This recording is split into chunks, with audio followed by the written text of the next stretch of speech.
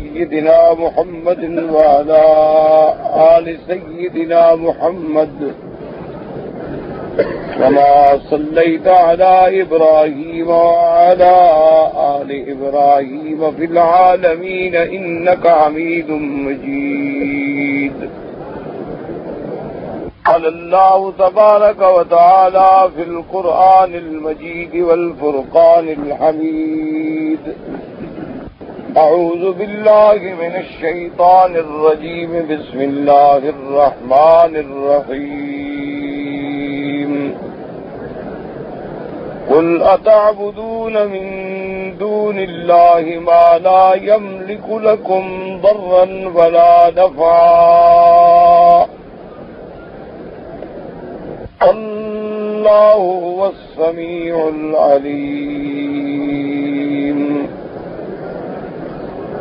قل يا أهل الكتاب لا تغلوا في دينكم غير الحق ولا تتبعوا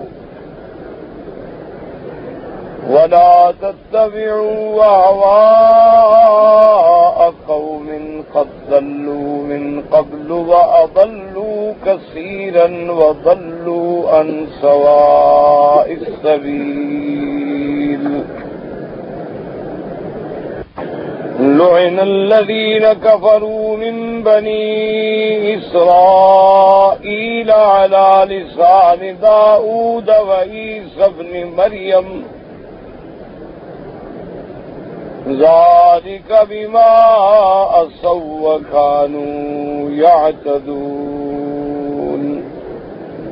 كانوا لا يتناهون عن منكر فعلوه لبئس ما كانوا يفعلون.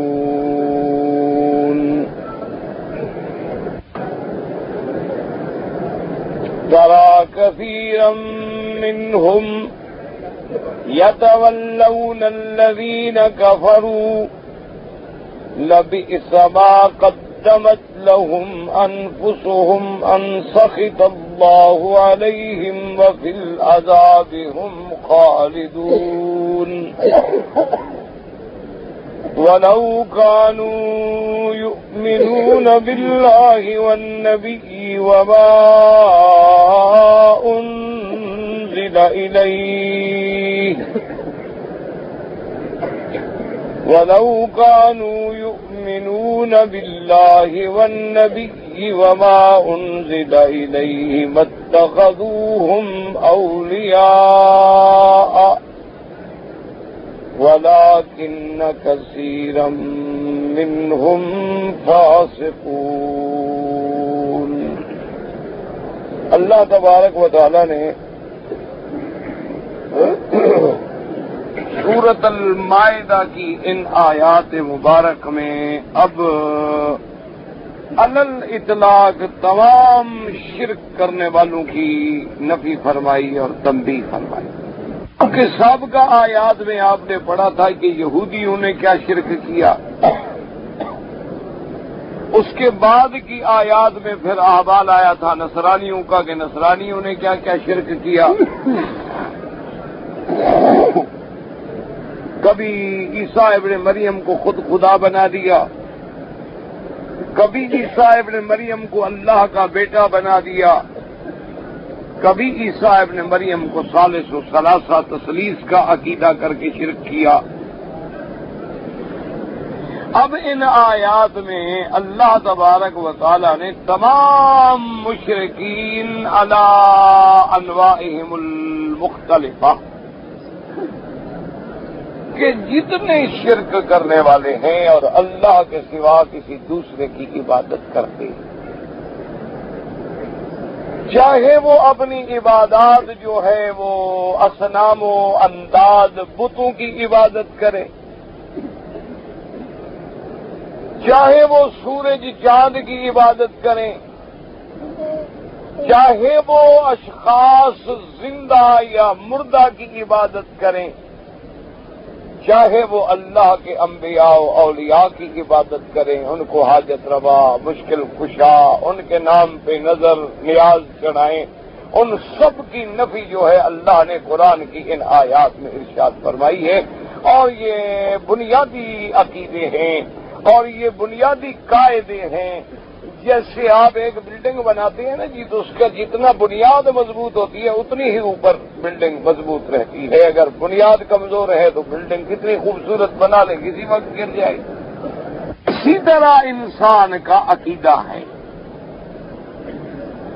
اگر عقیدے کی اساس اور بنیاد مضبوط ہے تو پھر لاکھ شرک و کفر کی آندھیاں چلیں اس کو کچھ بھی نہیں ہوتا، پھر لاکھ ظلمات و گمراہی کے جھکڑ چلیں اس کو کچھ بھی نہیں ہوتا، وہ اپنے صحیح عقیدے پہ پہاڑ کی طرح کھڑا ہے۔ اور اگر عقیدے میں کمزوری ہے، لچک ہے، جھول ہے، تو کبھی شرک کی ہوا چلی، کبھی بدعات کا طوفان اٹھا، کسی نہ کسی طوفان کے چکر میں وہ گمراہ ہو کے اپنے راستے سے بھٹک جاتا ہے۔ اب دیکھیں اللہ پاک نے ان آیات مبارکہ میں ایک کیسا عظیم الشان ارشاد فرمایا۔ فرماتے قل اتعبدون من دون اللہ ما لا یملک لکم ضرا ولا نفعا۔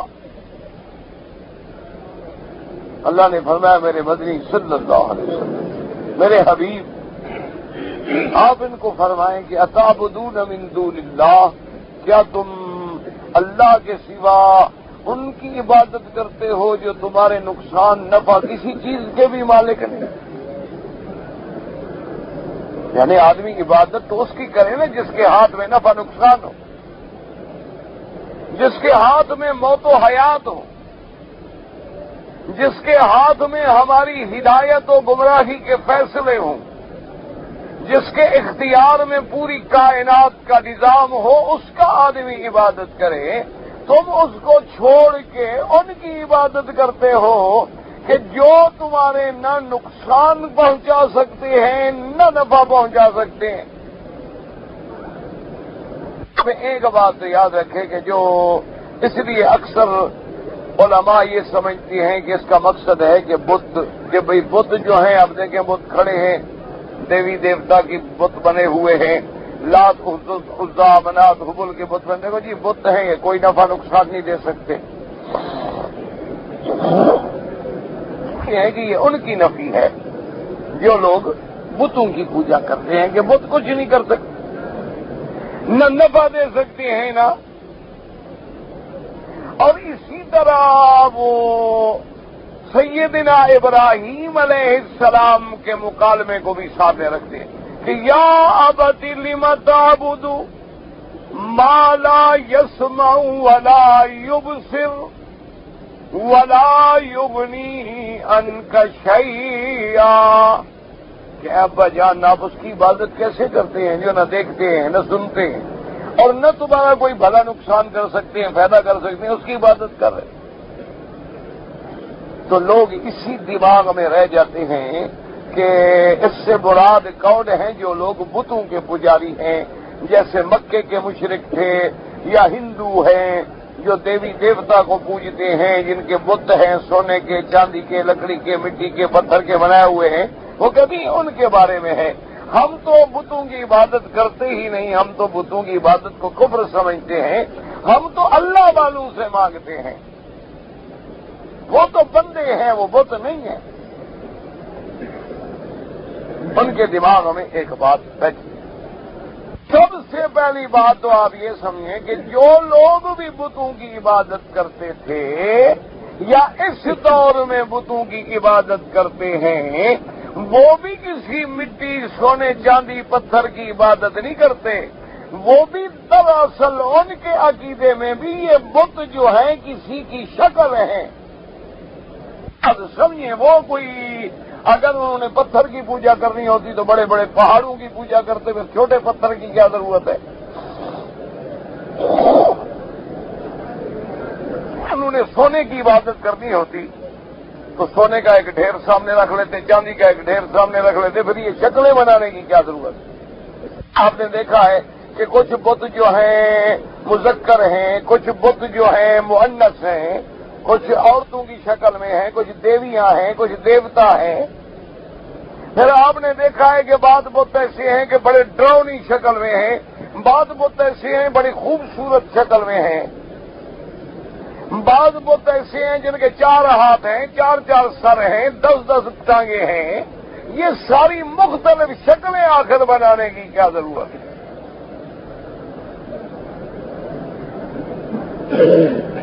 اس لیے ہمیشہ یاد رکھیں کہ جو بتوں کے پجاری ہیں وہ بھی دراصل بتوں کے پجاری نہیں، بلکہ یا تو وہ ان اللہ والوں کے پجاری ہیں جو بڑے بڑے اللہ والے گزر گئے نوح علیہ السلام کے زمانے میں، اور جب وہ لوگ فوت ہو گئے تو شیطان نے دماغوں میں ڈال دیا کہ بھئی وہ اللہ والے تو چلے گئے، اب تم ان کو یاد کیسے کرو گے؟ چلو ہم ایک فوٹو بنا دیتے ہیں، ایک تمثیل بنا دیتے ہیں، تم گھروں میں رکھ لو، مسجدوں میں رکھ لو، جب گزرو گے تو بزرگ تمہیں یاد آئیں۔ اصل ودن سواء یغوثا یعوقا نصرا، یہ 5 بتوں کا جو سب سے پہلے قرآن میں ذکر ہے، جن کی نوح علیہ السلام کے زمانے میں عبادت کرتے تھے، وہ بندے تھے، وہ اللہ کے بڑے بڑے اولیاء تھے۔ جب فوت ہو گئے تو شیطان نے دماغ میں ڈال دیا کہ وہ تو مر گئے، اب ان کو یاد کیسے کرو گے؟ انہوں نے کہا بھی یہ تو بڑی پریشانی ہے۔ انہوں نے کہا اچھا میں تمہیں ان کا فوٹو بنا دیتا ہوں، بس فوٹو دیکھ لیا کرو، یاد کر دیا کرو۔ وہ صرف فوٹو دیکھتے تھے، یاد کرنے کے لیے کوئی عبادت نہیں۔ جب ایک نسل فوت ہو گئی، ان کی اولادیں آئیں تو شیطان نے دماغ میں ڈال دیا، انہوں نے کہا کہ یہی تو ہے جن کی عبادت ہوتی تھی، تمہارے والدین انہی کی عبادت کرتے۔ اگر ان کی عبادت نہ کرتے ان کو مسجد میں کیوں رکھتے؟ ان کی عبادت نہ کرتے ان کو گھروں میں کیوں رکھتے؟ ان کے گلے میں پھول کیوں ڈالتے؟ ان کو بڑے مقدس فریموں میں کیوں سیٹ کرتے اور بڑے مقدس مقام پہ حفاظت سے کیوں رکھتے؟ اب ان لوگوں نے ان کی پرستش کرنا شروع کی، جیسے مکے والوں نے لات بنایا تھا۔ لات ایک بندہ تھا، ایک انسان تھا، ایک مجذوب تھا، فقیر تھا، اور لوگوں کو حاجیوں کو ستو گھول گھول کے پلایا کرتا تھا، حاجیوں کی خدمت کرتا تھا۔ جب وہ مر گیا تو اس کا بت بن گیا۔ اور اتنا بڑا شیطان بدبخت ہے کہ لوگوں کو جب اللہ کے راستے سے گمراہ کرتا ہے، جو مشرکین مکہ کے 2 بڑے بت مشہور تھے، اساف اور نائلہ،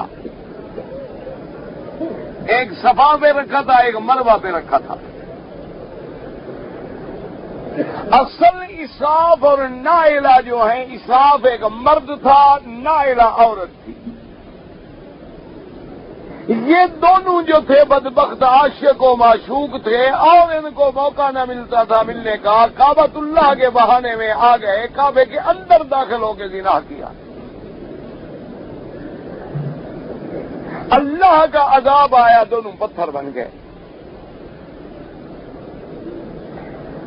جب دونوں پتھر بن گئے تو مکے والوں نے ان کو عبرت کے لیے اللہ کے کعبے کے دروازے کے باہر کھڑا کر دیا کہ دیکھو جو کعبے میں گناہ کرے گا یہ سزا ملے گی۔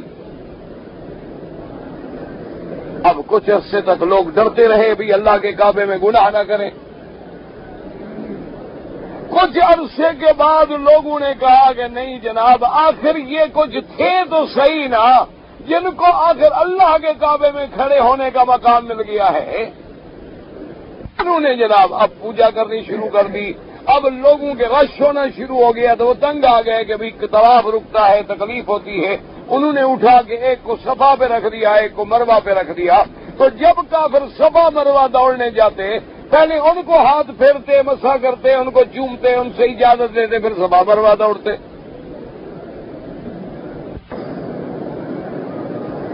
اسی طرح عزا ہے، یہ بت نہیں تھے، یہ کسی بڑے بڑے اللہ والوں کی شکلیں تھیں،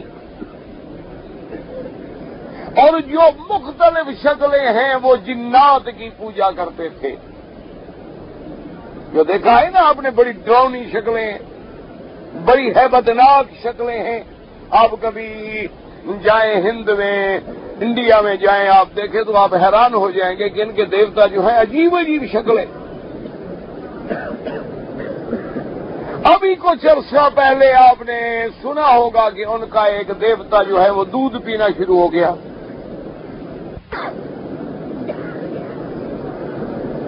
سب ڈھونگ تھا، مکر تھا. اندر سے انہوں نے پائپ لگائے ہوئے تھے پلاسٹک کے جو لوگوں کو نظر نہیں آتے تھے. اوپر سے دودھ ڈال رہے ہیں اور پائپ کے ذریعے نیچے جا رہا. جب پکڑے گئے تو کھل گیا کہ بھئی دیوتا دودھ نہیں پی رہا، وہ مجاور پی رہے ہیں جو بیٹھے ہیں نیچے.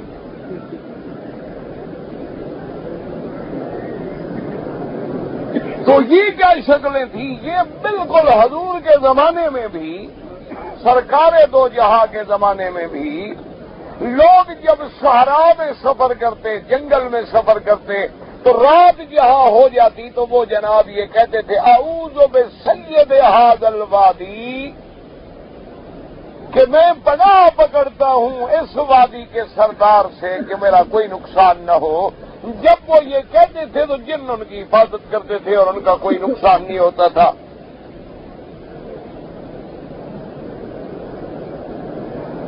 اور جو آدمی یہ بات نہیں کہتا تھا اس کا نقصان ہو جاتا تھا. کبھی اونٹنی گم ہو گئی، کبھی چوری ہو گئی، کبھی کچھ سامان نکل گیا، کبھی کسی نے اٹھا کے اس کو دوسرے ٹیلے کے قریب پھینک دیا جنوں نے. تو وہ جنوں کے سردار کی پناہ پکڑتے تھے، جس کا ذکر اللہ کے قرآن میں موجود ہے. یہ کسی الف لیلا کی کہانی نہیں جو میں عرض کر رہا ہوں.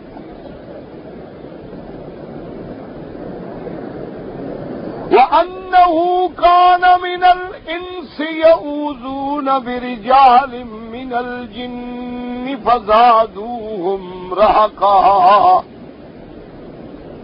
جب جن مسلمان ہوئے انہوں نے کہا کہ اصل بات کیا تھی کہ کچھ مسلمان، کچھ عام بندے جو تھے وہ جنوں کی پناہ پکڑتے تھے. اس وجہ سے جن اور زیادہ اکڑ گئے کہ ہم سے تو انسان بھی ڈرتے ہیں، ہماری پناہ پکڑتے ہیں.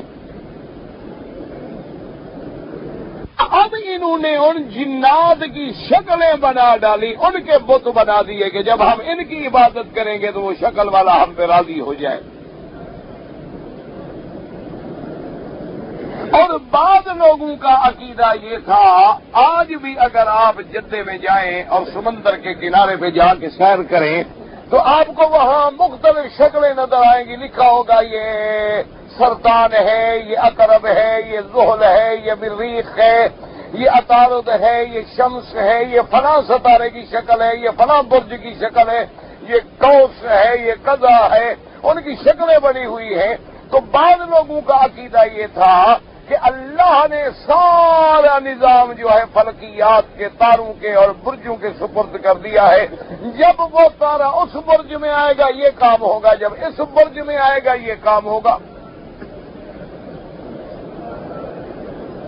اسی وجہ سے آج تک آپ کے وہ لوگ جو تعویذ لکھتے ہیں نا، آپ کے جن کا پیشہ ہے تعویذ لکھنا، ایک تو اللہ والے لوگ ہیں نا، چلو کسی نے تنگ کیا تو قرآن کی کوئی آیت لکھ دی. جیسے کہتے ہیں کہ بعض بزرگ ایسے بھی گزرے ہیں کہ جب لوگ ان کو تنگ کرتے کہ جی تعویذ لکھ دو، کہتے ہیں اللہ کے بندے کیا کریں تعویذ، کہاں سے تعویذ لکھتے، سب کو جو چاہے گا اللہ کرے گا. اب لوگ ہیں جناب جھوٹی عقیدت کے شکار ہیں، وہ کہتے نہیں جناب مہربانی کریں آپ ضرور لکھ دیں، بس میرا کام ہو جائے گا. تو وہ لکھ دیتے کہ یا اللہ میں کچھ جانتا نہیں، تیرا بندہ مانتا نہیں. کہ یا اللہ میں کچھ جانتا نہیں اور تیرا بندہ مانتا نہیں، آگے تیری مرضی. لے کے دے دے ہاں بھئی یہ تعویذ ہے، وہ چلا جا اللہ کام کر دیتے. اب جب کھول کے دیکھتے بھی یہ اچھا تعویذ ہے، اس میں تو کچھ بھی نہیں لکھا ہوا. اسی طرح مرزا مظہر جانا رحمت اللہ علیہ کے متعلق بھی لوگ کہتے ہیں اللہ عالم کہ ان کو بھی جب لوگ زیادہ تنگ کرتے تو وہ لکھ دیتے ہر کے کنت او کنت بندہ عاجز کے کنت،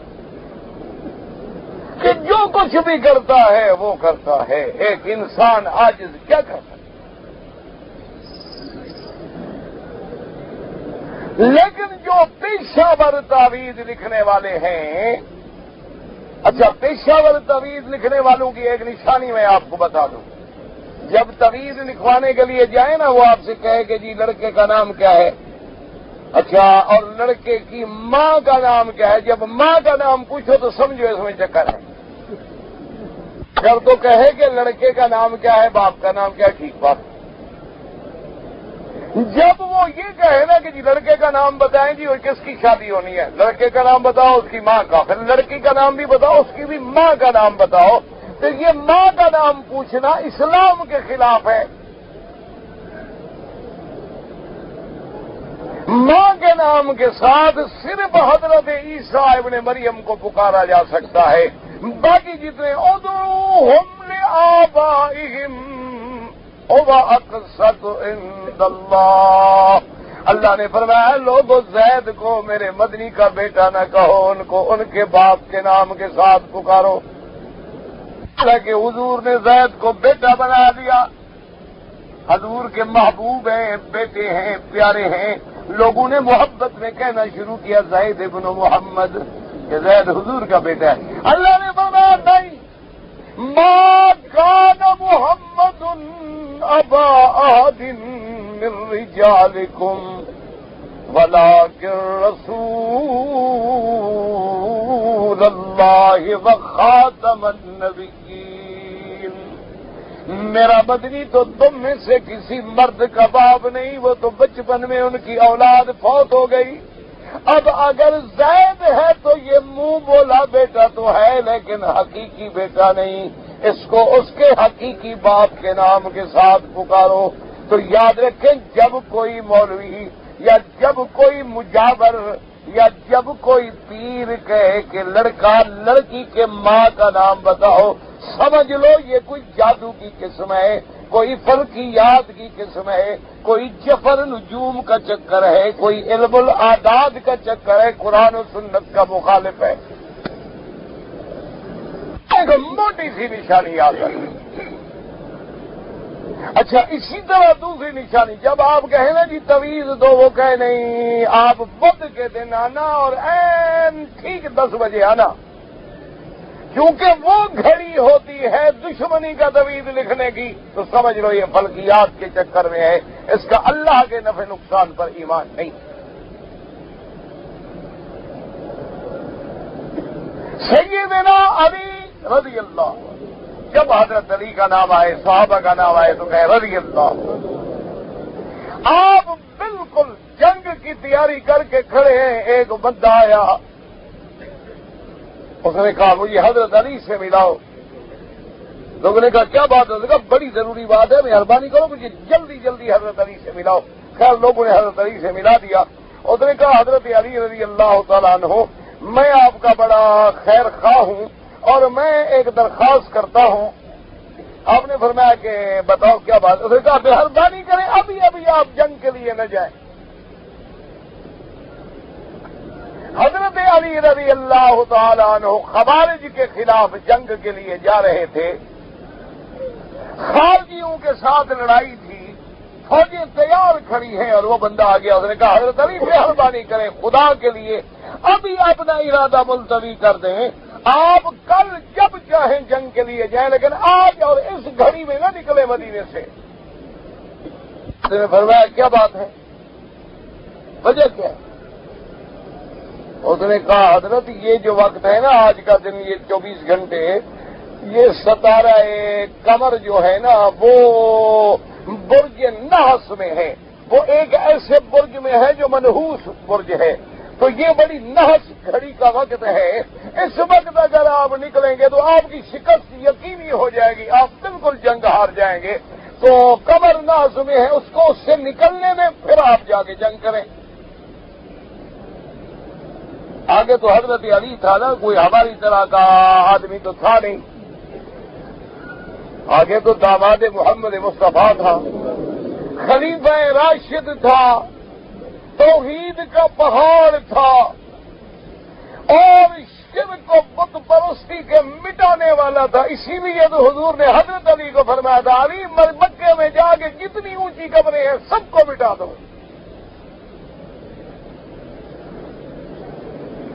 سب سے پہلے قبریں توڑنے والا تو حضرت علی ہے، ہمیں تو بدنام کرتے ہو وہابیوں کو۔ جو ولایت کا سر چشمہ ہے، تمام ولیوں کا سردار ہے حضرت علی۔ اولیاء اللہ کا سردار ہے سیدنا علی۔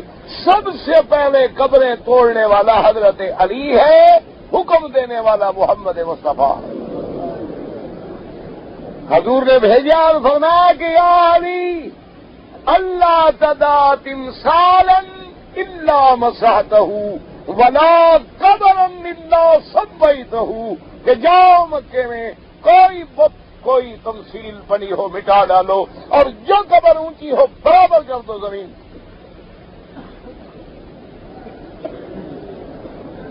سیدنا علی رضی اللہ تعالی عنہ نے فرمایا کہ اچھا قبر جو ہے وہ نحس میں ہے؟ انہوں نے کہا جی۔ فرمایا این قمر اعدائی، آپ نے فرمایا او ظالم، اگر چاند نحس میں ہے تو میرے دشمنوں کا چاند کہاں ہے؟ کہا اگر چاند نحس میں ہے تو میرے لیے بھی نحس میں ہے، دشمن کے لیے بھی نحس میں ہے، تو دونوں برابر ہو گئے نا۔ یہ تو نہیں میرے لیے تو نحس میں ہے اور دشمنوں کے لیے سعد میں ہے، یہ کیا بات ہوئی؟ چاند تو ایک ہے۔ تو اس نے کہا جی میں نے تو خیر خائی کی، انہوں نے کہا میں بھی خیر خائی کرتا ہوں، آپ نے حکم دیا اس کو جیل میں بند کر دو، میں جنگ جیت گیا بھی آتا ہوں۔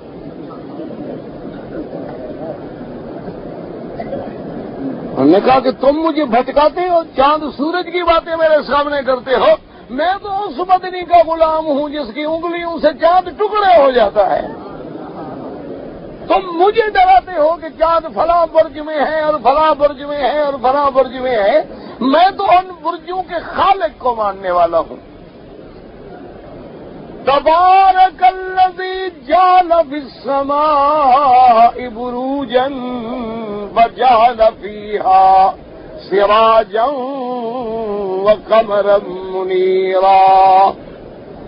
بلند و بالا ہے وہ ذات جس نے آسمان میں برج بنائے، اور جس نے اس نے سورج رکھا روشنی دینے والا، چاند رکھا روشنی دینے والا، اور جس نے رات اور دن کا نظام بنایا تو کیوں بنایا؟ توحید لکھنے کے لیے نہیں۔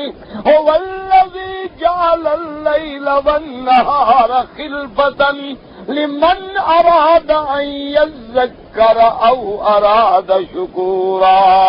اللہ نے فرمایا یہ نظام میں نے اس لیے بنایا ہے تاکہ میرے بندے اس سے نصیحت پکڑیں، دیکھیں کہ جو خدا دن رات لانے پہ قادر ہے وہ دنیا کو فنا کرنے پر بھی قادر ہے۔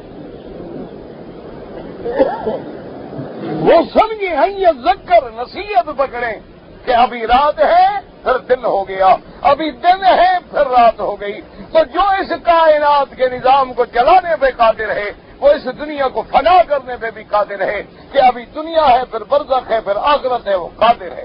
او اراد شکورا، یا وہ میری شکر کرے نعمتوں کا کہ میرا مولا تو نے دن بنا دیا، ہم نے مزدوری کی، ہم نے کمائی کی، دکانداری کی، نوکری کی، اب رات بنا دی، ہم آرام کر رہے ہیں، ہم تیری نعمتوں کے شکر گزار ہیں۔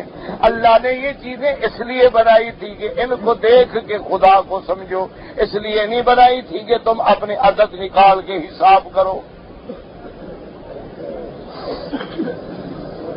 ہر چیز کو سمجھیں تو بعض لوگوں کے عقیدے یہ تھے، اور سرکار تو جہاں نے فرمایا یاد رکھ لیں، فرمایا من اطاع عرافا او کاہنا فصدقہ فقد کفر بما انزل علی محمد صلی اللہ علیہ وسلم۔ حضور نے فرمایا جو کوئی نجومی کے پاس جائے یا کاہن کے پاس جائے یا پامسٹ کے پاس جائے یا کسی علم جفر والے کے پاس جائے یا کسی جاہل ملا کے پاس جا کے کہے کہ کتاب کھول کے دیکھو کہ میرا بچہ کہاں ہے، اب جب وہ بتا دے اس کو مان لے تو حضور نے فرمایا وہ اس قرآن کا منکر ہے جو قرآن میرے اللہ نے محمد پہ اتارا ہے۔ کتنے لوگ ہیں جاتے ہیں پیر صاحب مہربانی کرو میرا بچہ گم ہو گیا، کتاب دیکھو، اس پیر سے پوچھے نا ابھی تمہاری بیوی کہاں ہے، اس کو یہ بھی پتہ نہیں ہوگا بازار میں پھر رہی ہے یا گھر بیٹھی ہے۔ تو تمہارے بچے کی خبر ظاہر ہے، وہ کھولے گا کتاب ادھر کی ادھر، ادھر کی ادھر، ادھر قرآن پڑھ رہا ہے، آیتیں پڑھ رہا ہے، 7واں برقع ہو، پھر 7واں صفحہ ہو، پھر 7ویں سطر ہو، اور جو پہلا حرف نکلے گا بس تمہارا کام اسی بیت کا ہو۔ اگر وہاں خنزیر کا نام نکلا ہے تو خنزیر بن جاؤ۔ کیا جہالت ہے! دعا کرو اللہ ہدایت۔ یہ قرآن ہدایت کے لیے آیا تھا، یہ قرآن حکمرانی کے لیے آیا تھا، یہ قرآن پوری دنیا پہ اپنے سکہ چلانے کے لیے آیا تھا، یہ قرآن ہمیں ظلم و شرک کے گن سے نکالنے کے لیے آیا تھا۔ یہ قرآن اس لیے نہیں آیا تھا کہ اس کے صفحے کھول کے گنتے رہو، انگلیاں چلاتے رہو یا مردوں کے اوپر پھیرتے رہو۔ تم نے اللہ کے قرآن کو سمجھا ہی نہیں پھر۔ قرآن تو وہ کتاب ہے کہ جس کی ایک آیت پڑھ کے میرا مدنی ساری رات روتے تھے۔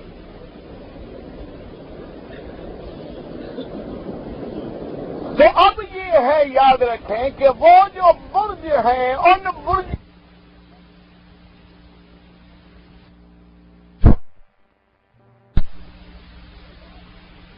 ستاروں کی اور ان اشکال کی وہ شکلیں بناتے ہیں، اور وہ شکلیں ہیں اندازے سے، اپنے خیالات سے، اپنے تخیلات سے۔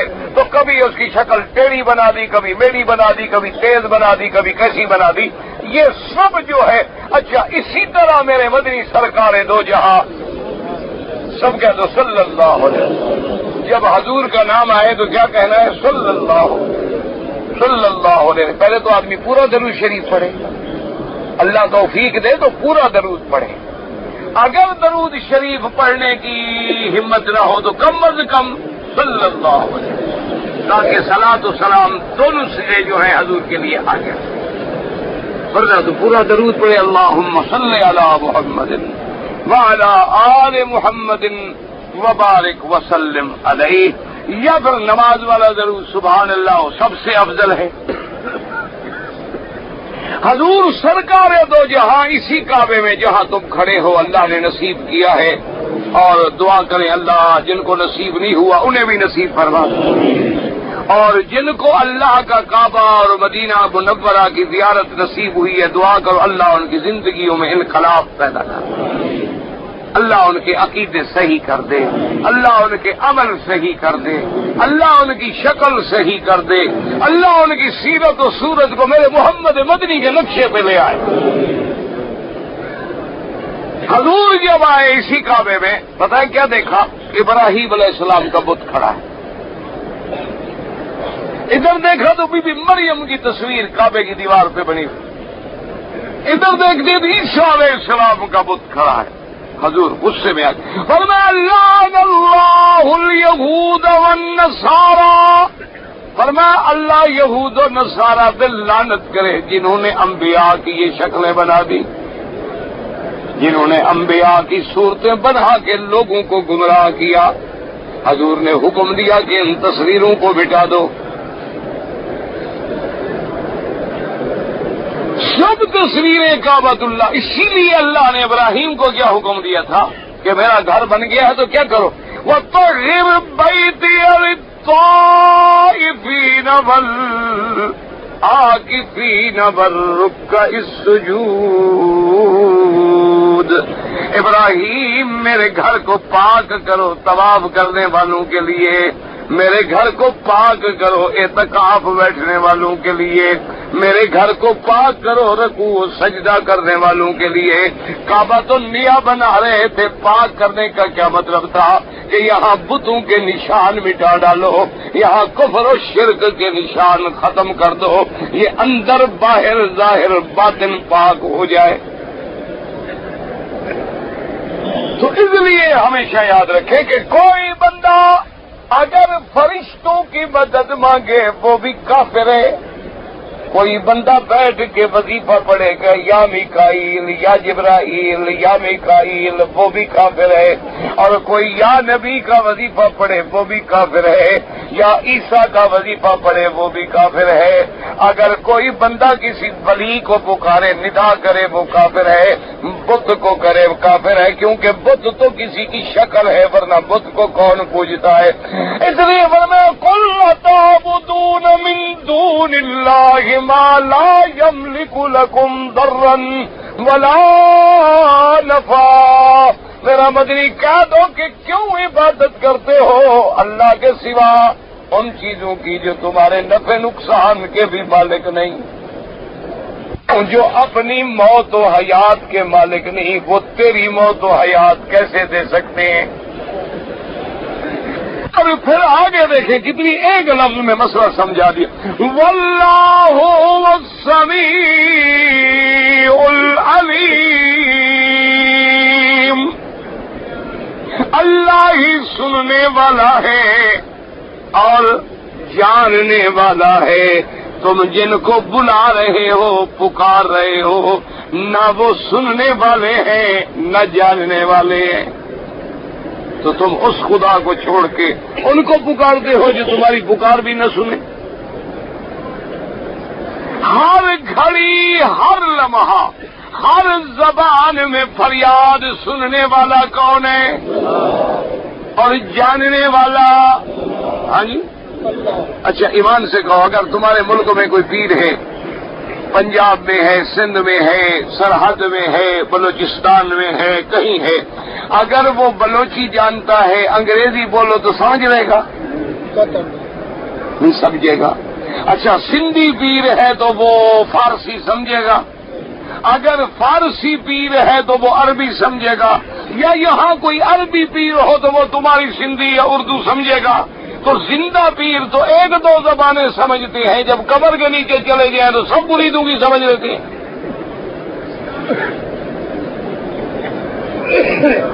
عجیب بات۔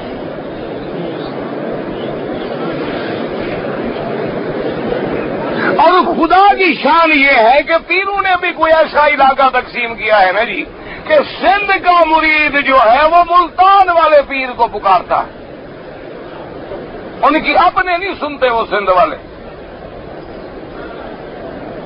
اور جو پنجاب والے ہیں ان کی شہباز کلندر سنتا ہے، ان کی اپنے نہیں سنتے ملتان والے۔ کوئی بائیکاٹ کیا ہوا ہے، پتہ نہیں کوئی قومی جھگڑا ہے یا لسانی جھگڑا ہے پیروں میں بھی، کہ بھی یہ اردو سپیکنگ ہے، یہ اردو سپیکنگ نہیں ہے، یا یہ اربن ایریے کا ہے، یہ رورل ایریے کا ہے، یہ شہری سندھی ہے، یہ دیہاتی سندھی ہے، پتہ نہیں کوئی جھگڑا ان میں بھی ہے کیا؟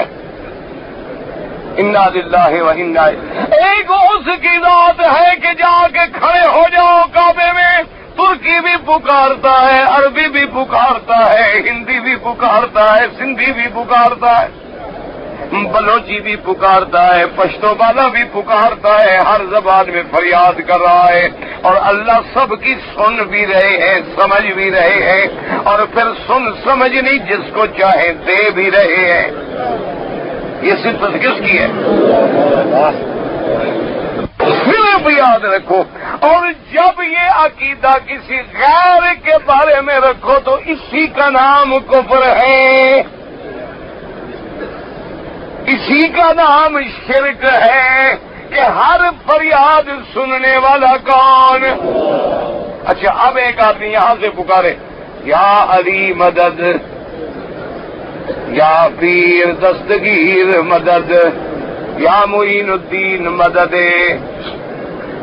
یا فلان مدد، تو کیا عقیدہ ہے؟ ایمان سے کہو، جس کو پکار رہا ہے وہ سنتا ہے؟ نہیں سنتا تو پکار کیوں رہا ہے؟ پاگل ہے؟ نہ تم عمرے پہ آئے ہوئے ہیں، تمہاری بیوی گھر ہے پاکستان میں، یہاں سے کبھی پکارا ہے اس کو؟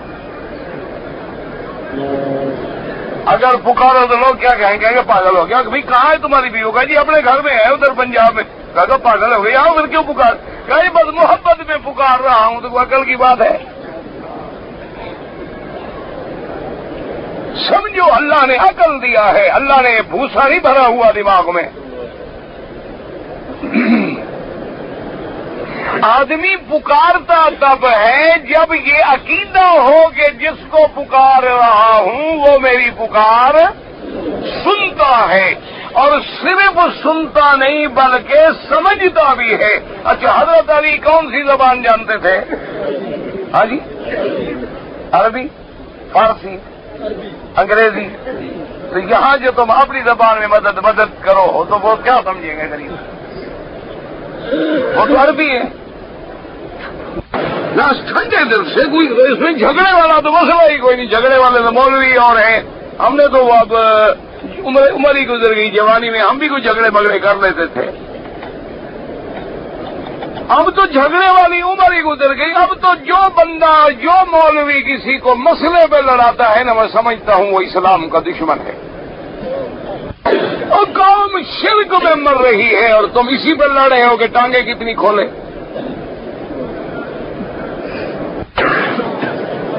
قوم قبروں پہ سجدے کر رہی ہے اور قبروں پہ کھڑے ہو کے باقاعدہ پکارتے ہیں کہ داتا میری مشکل حل کر، میں تیرے دروازے پہ خالی نہیں جاؤں گا۔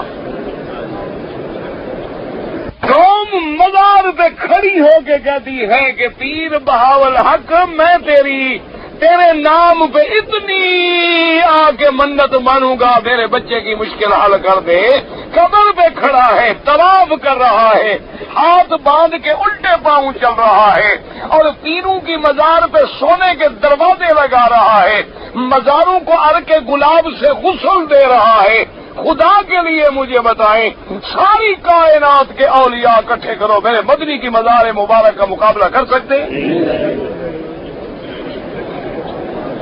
ٹھیک ہے، قبروں کی بڑی شان ہے، لیکن یاد رکھو جیسے ساری کائنات میرے مدنی کی زندگی میں، میرے مدنی کے بعد میرے مدنی کے شان کا مقابلہ نہیں کر سکتی، ساری دنیا کے شہر میرے مدنی کے شہر کا مقابلہ نہیں کر سکتے، ساری دنیا کے روضے محمد کے روضے کا مقابلہ نہیں کر سکتے، ساری دنیا کی قبریں میرے مدنی پاک کی قبر کا مقابلہ نہیں کر سکتے۔ لیکن کیا کبھی بی بی عائشہ نے، کبھی ابو بکر، عمر، عثمان، علی نے بھی آگے غسل دیے ہیں ہر کے گلاب سے؟ یا ان کو محبت نہیں تھی؟ 14ویں صدی کے اس مجنوں کو زیادہ محبت ہے؟ تو جنہوں نے اپنی ساری تن من دھن جان ساری میرے مدنی پہ قربان کر دی، جس کے بارے میں میرا نبی فرماتے تھے کہ عائشہ، دنیا کے بندوں میں کسی بندے کا مجھ پہ احسان نہیں ہے جس کا میں نے بدلہ نہ دے دیا ہو۔ ایک تیرا ابا ہے، اس کے احسان مجھ پہ اتنی ہے کہ میں بدلہ نہیں دے سکتا۔ میں قیامت میں اپنے رب سے کہوں گا میری طرف سے ابو بکر کو بدلہ دیں۔ وہ شان والا ابی بکر ہے، لیکن وہ کھڑے ہو کے کیا کہہ رہا ہے کہ بیانو تو سن لو، من کان یعبد محمدا فإن محمدا قد مات۔ کہ لوگوں خبردار سن لو، اگر تم محمد مدنی کی پوجا کرتے تھے، عبادت کرتے تھے، تو محمد مدنی پہ موت آ گئی۔ ومن کان یعبد اللہ فإن اللہ حی لا یموت۔ اور جو اللہ کی عبادت کرتے ہیں یہ صرف اسی کی شان ہے کہ وہ زندہ ہے جس میں کبھی موت نہیں آئے گی۔ ابو بکر تو یہ اعلان کرے اور ہم کہیں، اگر کوئی کہتے نا جی فلاں پیر صاحب مر گئے، کہ واہ بدبخت کیا کہہ رہے ہو، توہین کر رہے ہو، پیر صاحب مر گئے؟ ہاں یہ کہو مولوی مکی مر گیا تو کہیں گے اچھا ہوا یار وہاں بھی صاحب ہے، پھر خوش ہو جاتے، پھر کہتے اچھا ٹھیک مولوی مر گیا، کہتے ہاں مر گیا۔ بھائی پیر صاحب ہونا ہے جو تم وصال فرما گئے، پیر صاحب مر نہیں گئے، کیا کر گئے؟ وصال کا کیا معنی ہوتا ہے؟ ہاں جی او یار دسو کوئی جھگڑے والی گل تو کوئی نہیں۔ وصال کا معنی کیا ہوتا ہے؟ ملنا۔ کس سے وصال فرما گئے، کس کو مل گئے؟ اللہ کو۔ اللہ قبر میں تھے، کہاں ملے؟ اور خدا کا خوف کرو. کہتی ہے وصال فرما گئے اور ہر سال عرس شریف. عرس بتائے کیا ہوتا ہے؟ شادی. وہ وصال پہلے ہو گیا، شادی بعد میں کرتے ہو. عرس کا معنی جانتے ہو کیا ہوتا ہے؟ شادی. عریس کہتے ہیں دولہا، عروسہ کہتے ہیں دلہن. عرس مانا شادی. ہر سال بزرگوں کی شادی ہوتی ہے، پتہ نہیں خوش کس کے ساتھ، مجھے تو سمجھ نہیں آئی ہے. یا کہتے ہیں کہ جناب بزرگ جو ہیں وہ جی برقع بٹا گئے، برقع بٹا پردہ کا عورت بن گئے. پہلے مرد تھے اب پردہ. اچھا، اور تیسرا کہتے ہیں کہ نہیں جناب، اور جی اللہ والا نے کی گل ہے، اس جہان تو ایک بس اس کمرے سے دوسرے کمرے میں چلے، اس مکان سے دوسرے مکان میں چلے گئے. اور یار یہ نہ کہو نا مر گئے، مر گئے تو بڑی بے ادبی والی گل ہے نا. اللہ والے کی میں مر گئے. اور ابو بکر کیا کہہ رہا ہے؟ محمد مصطفیٰ. تو ابو بکر نعوذ باللہ عاشق نہیں تھا، یہ عاشق ہے. اللہ کیا کہہ رہے ہیں کہ تم اب میرا مدنی آپ پر بھی موت آئے گی. اللہ پاک اپنے نبی کی شان میں ایسا لفظ استعمال فرما سکتے ہیں جو اس کی شان کے مطابق نہ ہو. تو یہ کیا مانا؟ موت کوئی بے ادبی کا لفظ نہیں، یاد رکھو. حیات بھی چیز ہے، موت بھی چیز ہے. میرے مدنی کی حیات بھی شان والی، موت بھی شان. نہ آپ کی حیات کا کوئی مقابلہ کر سکتا ہے، نہ آپ کی موت کا مقابلہ کر سکتا ہے. موت تو سب پہ آتی ہے. ایک آدمی پہ تمہارے ملک میں موت آتی ہے، لوگ لانتے بھیجتے ہیں. ایک آدمی پہ موت آتی ہے تو کروڑوں بندے جنازے میں کھڑے ہوتے ہیں اور واہ واہ ہو رہی ہے. سبحان اللہ جی، موت آئے تو ایسے کیا ہے تو موت آئی تو اس پر بھی ہے، آئی اس پر بھی. ایک آدمی پہ موت آتی ہے تو قبر سے انگارے نکلتے ہیں. ایک آدمی پہ موت آتی ہے تو قبر سے خوشبوئیں ہے تو موت. موت تو دونوں پہ آ گئی ہے. ایک پتھر ہے جو اس دیوار میں لگا ہے، ایک پتھر ہے جو حمام میں لگا ہوا ہے، ایک پتھر ہے جو غسل خانے میں لگا ہوا ہے، ایک پتھر ہے جو کعبے میں لگا ہوا ہے. تو پتھر، لیکن اللہ نے جس کو اونچا کر دیا اس کا کوئی نیچا کر سکتا ہے. ایک وہ بھی تو پتھر ہے جہاں میرا مدنی بھی بوسے دے رہے ہیں، ابھی تو پتھر ہے. کوئی سونا چاندی تو نہیں ہے، کوئی زمرد تو نہیں، کوئی ہیرا تو نہیں، کوئی ڈائمنڈ تو نہیں، پتھر ہے، اجر ہے. لیکن اتنی شان بلند ہو گئی ہے کہ میرا مدنی پاک بھی بوسے دے رہے ہیں. وہ بھی تو پتھر ہے جہاں میرا مدنی ہاتھ لگا رہے ہیں. وہ بھی تو پتھر ہے جس پتھر پہ کھڑا ہے مدنی اور کہتا ہے ان الصفا والمروہ من شعائر اللہ. اس لیے ہمیشہ یاد رکھا کریں کہ اللہ کے سوا نہ کوئی نفع کا مالک نہ کوئی نقصان کا مالک ہے. اور میرا مدنی پاک فرماتا ہے کہ اگر میں عالم الغیب ہوتا تو پھر مجھے تو کبھی کوئی تکلیف ہی نہ آتی. تو اس لیے قرآن نے فیصلہ کر دیا کہ ہر اس چیز کی، چاہے وہ انسان ہے یا ملک ہے، نبی ہے، رسول ہے، وہ کوئی ذات ہے اللہ کے سوا ہے، وہ نفع نقصان کا مالک نہیں ہے. جب وہ نفع نقصان کا مالک نہیں تو تم اس کی عبادت کیسے کرتے ہو؟ اچھا، اب کوئی کہے کہ جناب عبادت تو ہم نہیں کرتے، ہم تو کبھی نماز نہیں پڑھتے، ہم تو نماز خدا کی پڑھتے ہیں. تو اللہ نے فرما دیا کہ دعا مانگنا عبادت ہے. جب تم غیر کو پکارتے ہو تو عبادت کر رہے ہو. جب تم غیر کو ندا کرتے ہو تو عبادت کر رہے ہو. جب تم غیر کی منت مانتے ہو تو عبادت کر رہے ہو. جب تم غیر کے نام پہ چڑھاوا چڑھاتے ہو تو عبادت کر رہے ہو. جب تم غیر کے نام پہ خیرات کر رہے ہو تو عبادت کر رہے ہو.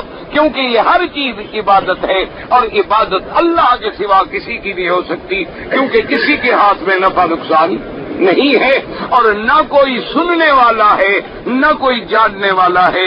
سننے والا بھی اللہ ہے اور جاننے والا بھی اللہ ہے. آگے فرماتے قل یا اہل الکتاب لا تغلوا فی دینکم غیر الحق. اللہ نے فرمایا میرا مدنی ان اہل کتاب کو فرمائیں کہ تم غلب نہ کرو. کیا مانا غلب کا مانا ہوتا ہے کبھی حد سے بڑھ جانا کبھی حد سے گر جانا.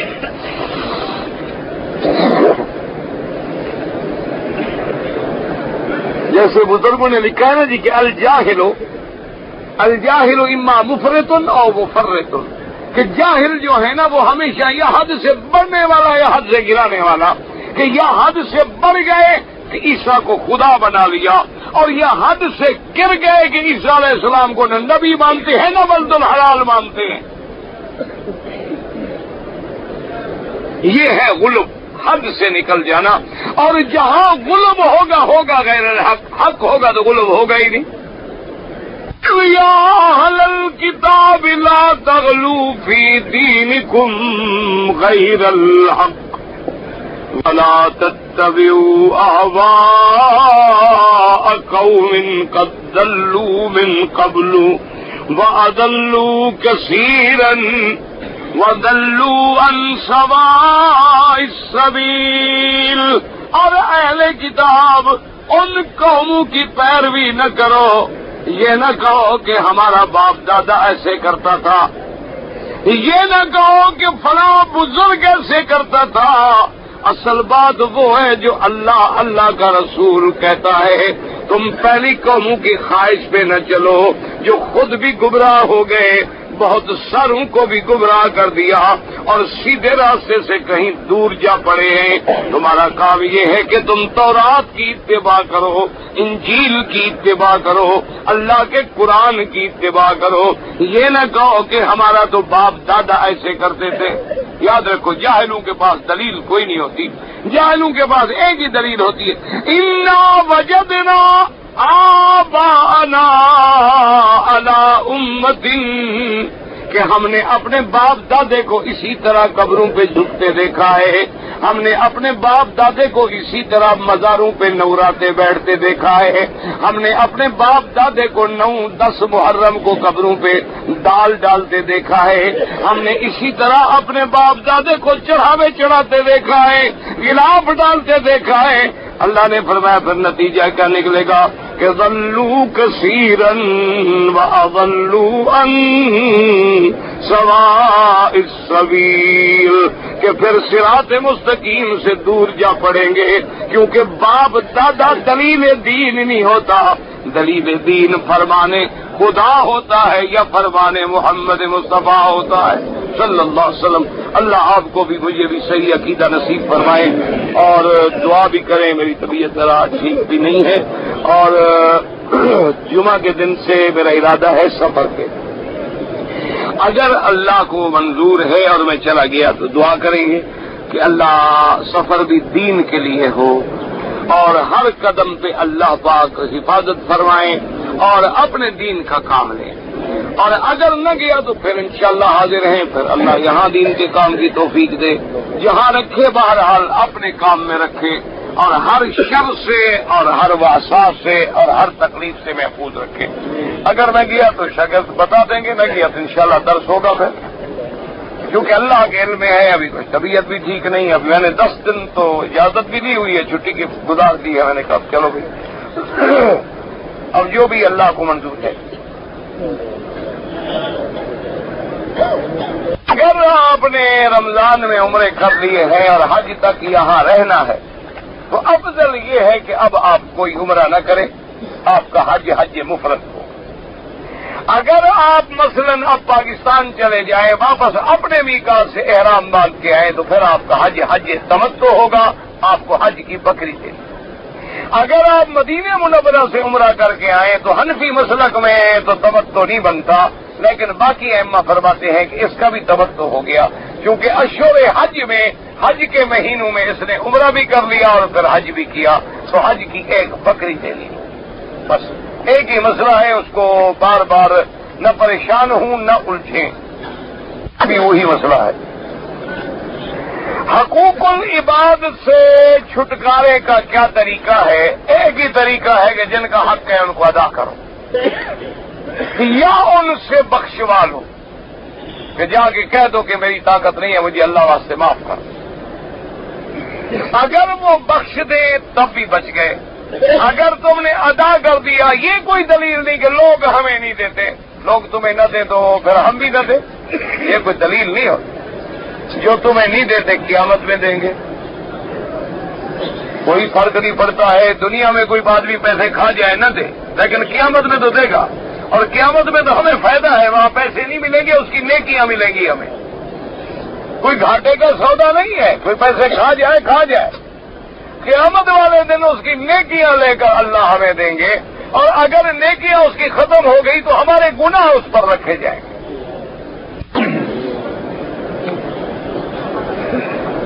طواف کرنے کے ساتھ صفا مروہ دوڑنا کوئی ضروری نہیں، صفا مروہ صرف عمرے میں ہوتی ہے یا حج میں، اس کے علاوہ جو نفلی طواف ہے اس میں کوئی صفا مروہ نہیں ہوتی۔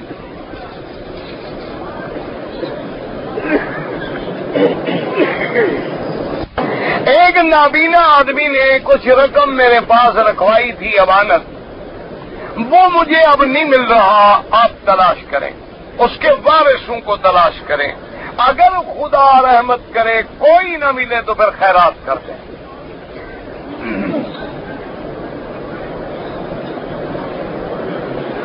کہتے جی بینک میں ہم رقم رکھتے ہیں تاکہ ڈر ہوتا ہے چوری کا، ڈاکے کا، تو علماء نے کہا ہے کہ بینک میں رقم رکھنا جائز ہے، لیکن ایسے کھاتے میں جس میں کرنٹ اکاؤنٹ ہو، جو سود نہ بنے، جو سیونگ اکاؤنٹ والے کھاتے ان میں نہ رکھیں، ان میں رکھنا حرام ہے۔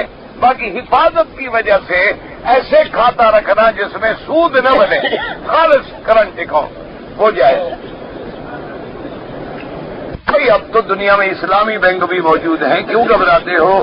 اب تو انشاءاللہ دعا کریں بہت جلدی دنیا میں 123 بینک ہیں انشاءاللہ جو ابھی اس سال سے اسلامی نظام پہ کام کریں۔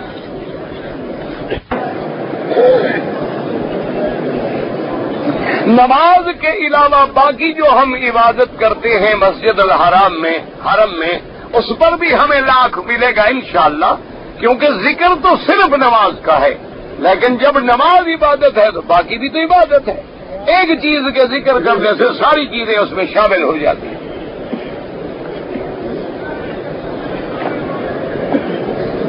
جو آدمی خودکشی کر کے مر گیا اس کے لیے کوئی دعا اور اس کے لیے دعا کریں، بس اللہ کریم ہے، اللہ چاہے تو بخش دے، کیونکہ شرک کے علاوہ ہر گناہ بخشا جا سکتا ہے۔ جب کوئی آدمی کسی دوسرے کے لیے عمرہ کرے تو اس کا ثواب کم نہیں ہوتا، اس کو بھی برابر ملتا ہے، اس کو بھی برابر ملتا ہے۔ جی کہ آپ کی تقریر سننے کے لیے لوگ نفل بھی نہیں پڑھتے بیٹھے رہتے ہیں، تو یہ میرے ذمہ ہے۔ ایک دوسری بات یاد رکھو، تقریر سننا دین سیکھنا ہے، وہ فرض ہے، نفل تو نفل ہے، نفل کا کیا ہے؟ دین سیکھنا جو ہے وہ تو فرض ہے۔ اگر وہ دین سیکھنے کے لیے نفل نہیں پڑھتا ٹھیک کرتا ہے، نہ پڑھے۔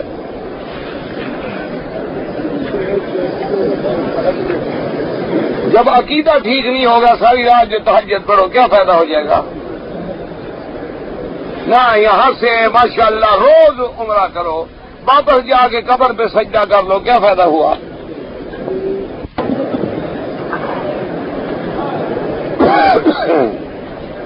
اگر ایک آدمی پر دم پڑ جائے تو وہ دم کا گوشت خود کھا سکتا ہے؟ نہیں کھا سکتا، وہ تو جرمانہ ہے، غریبوں کو دے، خود نہ کھائے۔ ایک آدمی پر دم پڑ گیا ہے، غریب ہے، پیسے نہیں، 10 روزے رکھ لے، کوئی بات نہیں۔